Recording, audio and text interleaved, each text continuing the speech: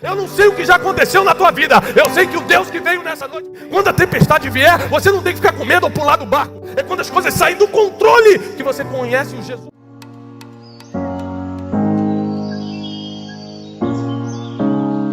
Mateus capítulo 5, versículo 45. Diz assim: para que vocês sejam filhos do vosso Pai que está nos céus. Repare agora a parte B do versículo. Porque faz com que o sol se levante sobre os maus e bons, e que a chuva desça sobre os justos e os injustos. Muita gente fala o seguinte: eu não entendo porque tal coisa aconteceu com fulano, era um homem de Deus. Ou não entendo como é que ciclano, sendo tão mundano, conseguiu aquela promoção. A gente tende a julgar as nossas vitórias terrenas pela nossa relação espiritual. Então, se eu sirvo muito a Deus, eu deveria estar bem financeiramente, eu deveria estar blindado contra qualquer acidente físico, eu deveria estar protegido contra ofensas, rejeições ou qualquer problema emocional. E quem não serve muito a Deus, ou nem sequer considera Deus, deveria estar sofrendo. Esse é o pensamento plural, é o que todo mundo, coletivo, pensa. Aí você fala: eu penso diferente, você é uma exceção. A maioria pensa assim: estou servindo muito a Deus, eu tenho que estar me dando bem. Quem não está servindo a Deus tem que estar se dando mal. Sabe por que a gente não avança na vida? Porque a gente não consegue ser sincero com a gente mesmo. Esses dias eu estava falando com um irmão que estava falando assim: rapaz, é tão gostoso orar, nós temos que estar na presença de Deus. E começou a falar, eu falei: irmão, eu concordo que a gente tem que estar na presença de Deus, mas para mim não é gostoso orar. Rapaz, que escândalo. Ele: quê? Eu falei: não, eu não gosto, é difícil. Não é que eu não faça, eu preciso fazer. Mas eu tenho que ser sincero com Deus e comigo de falar que não é prazeroso para mim ficar uma hora orando. Mas eu preciso. E a gente às vezes quer disfarçar as nossas limitações falando: não, comigo não. Eu entro na presença de Deus e fico só com o papai. Faz um monte de coisa.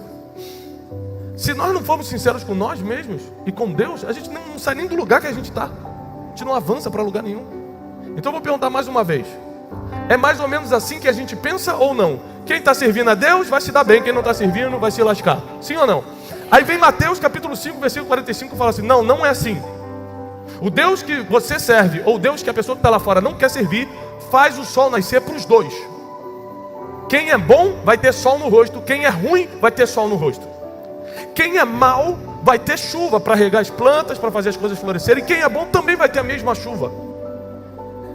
É igual para todo mundo. Então qual é a vantagem de servir a Deus? Primeiro, a gente desconsidera a eternidade. A gente está tão focado nas coisas naturais que a gente desconsidera que ao servir a Deus já adentramos a eternidade quando fecharmos os olhos aqui na terra. Mas para a gente não está bom, a gente quer mais. O mais difícil Deus já deu. Pronto, seu nome está no livro da vida. Ah não, mas eu quero mais. A gente não se contenta com grandes presentes. Isso acontece muito com criança. A gente tem 3 filhos, a minha esposa está aqui, a gente está esperando o nosso 4º filho, amém? Tem gente trabalhando nesse Brasil. Vocês ficam descansando, tem gente, né, praticando a palavra. Aí, estamos indo para o 4º filho. O que a gente entendeu? Que negócio de dar o melhor presente é furada. Para a criança não faz diferença nenhuma. Daqui a um mês ela abandonou o presente, sendo o melhor, o mais caro, aquele que você nem podia comprar, ou sendo aquele de R$10 do Mercadão de Madureira, ele vai largar de qualquer jeito em um mês. Ou menos, tá? Às vezes em 2, 3 dias, para sua decepção. A gente não valoriza o que já está na mão, a gente só valoriza o que a gente ainda vai ganhar.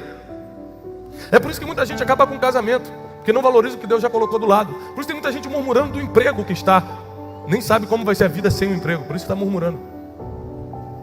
A gente não tende a valorizar o que já tem. Então Deus já deu a eternidade, deu a salvação, mas você acha que não está bom, agora você está esperando. Qual é o próximo presente? O que vai ter de novo? E apesar de você já estar presenteado com o maior de todos, Deus sabe como funcionam os filhos. E Ele resolveu criar um sistema de recompensa que se chama na Bíblia galardão, para te abençoar enquanto você está aqui. Até porque enquanto Jesus não volta ou você parte para a eternidade, você pode ficar aqui mais 40 anos, 50 anos. E você não precisa viver uma vida miserável ou corrompida ou uma vida sofrida só porque já tem a salvação. Existem opções. O problema é que a chuva vai cair sobre você, você servindo a Deus ou não, e o sol vai brilhar sobre você, você servindo a Deus ou não. Então você tem que saber que servir a Deus não tem nada a ver com as coisas que Ele pode te dar aqui na terra. Porque tem gente que nunca serviu Ele, não vai para o céu quando morrer, mas está sendo abençoado por Ele aqui, por mais contraditório que pareça. O que aconteceu com Jó foi uma tragédia. E a gente podia pegar essa história de Jó e fingir que não aconteceu, porque ele era um homem temente a Deus, um homem quase que perfeito. E veio toda essa tragédia sobre a vida dele. É claro, a chuva cai sobre os bons, sobre os ruins, sobre os maus, sobre os justos e sobre os injustos. O problema não é o que acontece com você, grave isso, por favor. O problema não é o que acontece com você, o problema é o que você faz com aquilo que te aconteceu. Me enganaram, me traíram, eu perdi tanto no negócio. O que você vai fazer em relação a isso? Vai ficar 5, 10 anos lutando na justiça, reclamando com todos os vizinhos, reclamando que Deus não existe? Ou você vai amadurecer agora e vai aprender a fazer negócio direito? O meu marido falou que vai sair de casa, Deus não pode permitir. Peraí, deixa eu aproveitar esse momento de dor para fazer uma auto-reflexão e saber se ele quer sair de casa porque eu estou falhando em alguma coisa, ou se ele precisa melhorar em alguma coisa no caráter. Porque muitas vezes as dores, e no caso de Jó foi assim, vão trazer uma auto-reflexão. Jó ficava sentado, coçando suas feridas e pensando, refletindo sobre tudo. Até que um dia que Deus, usando um dos seus amigos, fala para Jó assim: Jó, o teu primeiro estado, qual era o primeiro estado de Jó? O homem mais rico do Oriente, o homem que tinha ovelhas, bois, casas, filhos. O teu primeiro estado vai parecer pequeno diante do que eu ainda vou fazer. Isso aqui só tem quem serve a Deus, ó. Essa palavra de destino só você pode ter. Essa palavra de certeza de futuro só você pode ter. Eu não sei o que já aconteceu na tua vida, eu sei que o Deus que veio nessa noite vai te tirar daí. O problema é que quando as primeiras coisas começam a sair do trilho, começam a dar errado na nossa vida, a gente já começa a murmurar contra Deus. Será que Deus existe? Será que eu estou na igreja certa? Será que esse pastor tem oração forte? Não é possível. Ou seja, a gente sempre parte para murmuração, para reclamação. Tudo isso que fere a nossa fé, congela nosso coração, ao invés de confiar que Deus tem um propósito com as más notícias, com as dores e com as frustrações que acontecem.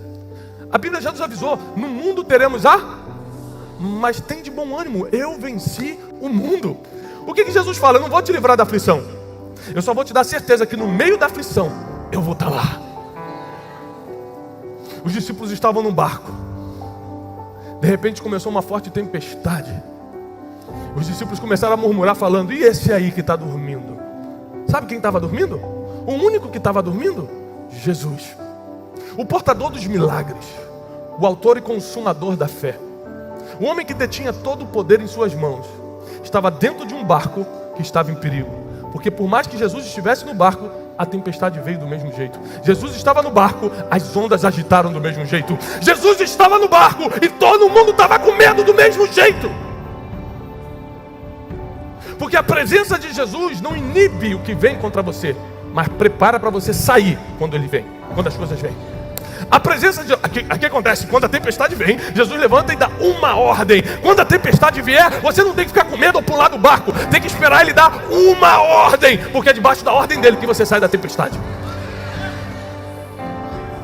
Quando Deus fala para Jó: o teu primeiro estado vai parecer pequeno diante do que eu vou fazer, aconteceu, porque Deus deu o dobro de filhos, o dobro de gado, deu tudo em dobro para Jó. Jó não entrou na história porque foi perfeito, entrou na história porque superou sua dor.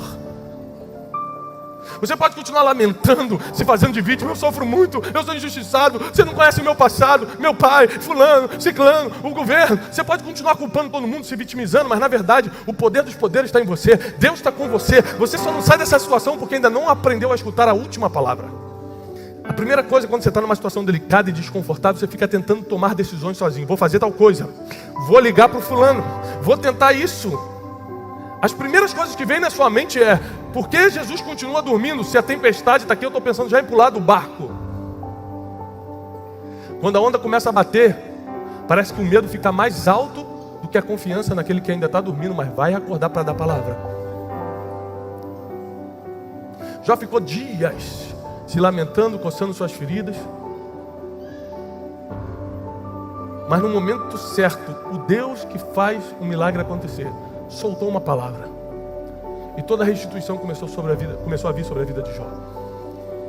Deus te trouxe nessa noite aqui para te dizer o seguinte: você está no mundo natural, e você está sujeito a coisas naturais. Acidentes acontecem, quebras financeiras acontecem, pessoas te desonram, pessoas te traem, pessoas te ferem. Você precisa aprender a lidar com isso. Hoje eu subi uma frase no Twitter dizendo o seguinte: a gente se aprofundou muito em anjo, demônios, em coisas espirituais, que a gente lida raramente com isso, mas nunca nos aprofundamos em seres humanos que a gente tem que lidar todo dia. Tem um estudo do anjo, tem um estudo de demoniologia, tem tudo. A pessoa quer saber tudo de espiritual que tem. Quantas vezes você vai ver um anjo na vida? Não sei, mas você quer estudar tudo. Agora, o ser humano que você vê todo dia, você não entende nada de pessoas. Aí quando a pessoa é egoísta contigo, quando ela inveja o que você comprou, quando ela quer ter a sua vida, quando ela te critica na rede social, quando vem algo que é ser humano, típico do ser humano, você fica em depressão, fica com raiva de Deus, acha que ninguém presta. Por que não aprendeu a lidar com o ser humano? Todo mundo aí pode aprender, inclusive quem não conhece a Deus pode aprender. Para de transferir para Deus as coisas que você deveria fazer no meio da tempestade. Para de botar culpa em Deus ou no diabo as coisas que você deveria aprender no meio da dor.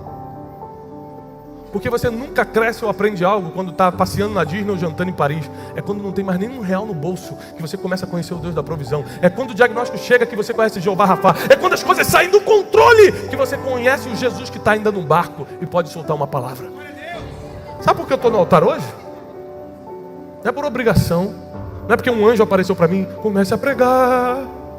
Tem gente que conta. Um anjo apareceu, era Gabriel. Me entregou um rolo que dizia: pregue a palavra. Comigo não aconteceu nada disso. Comigo foi o seguinte: eu quebrei e fiz um pacto com Deus.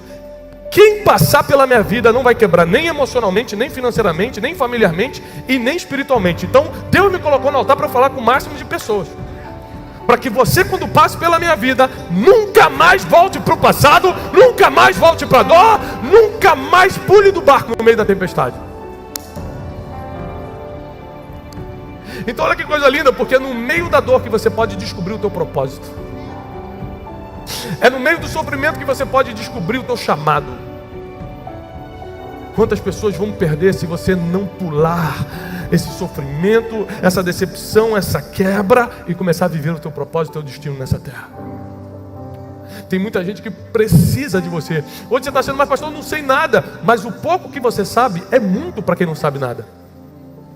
Deus quer te usar desde já. Você só precisa aprender com o que você está passando. Eu vou pregar sobre o quê? Você prega sobre o que venceu. Pregar não estou falando no púlpito não.